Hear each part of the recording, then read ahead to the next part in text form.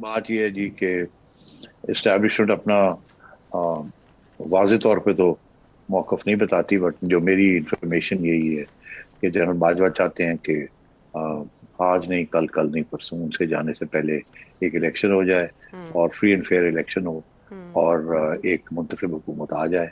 जी, मगर मैं ये समझता हूँ ये मुमकिन नहीं है। एक फ्री एंड फेयर इलेक्शन नहीं हो सकता हुँ, जब तक सारे पाकिस्तान में डिजॉल्व नहीं की जाएंगी असेंबलियाँ। तो उस वक्त तक एक लेवल प्लेइंग फील्ड नहीं होगी। जब हुँ, तक नवाज शरीफ साहब आके इमरान को आंख में आंख डाल के कन्फ्रंट नहीं करते और हुँ, कैंपेन नहीं करते, फ्री एंड फेयर इलेक्शन नहीं होगी। और फ्री एंड फेयर इलेक्शन के बाद जो मैंडेट आएगा वो फिर 5 साल के लिए आना चाहिए।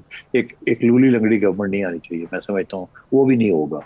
लड़ाई हुँ, झगड़े चलेंगे और स्प्लिट गवर्नमेंट आएगी जो कि इस किस्म के खतरनाक फैसले से भागेगी और फिर जी, ये पॉलिटिकल इंस्टेबिलिटी चलेगी। हुँ, इसलिए election in my view is not the answer. Hmm, but answer क्या है?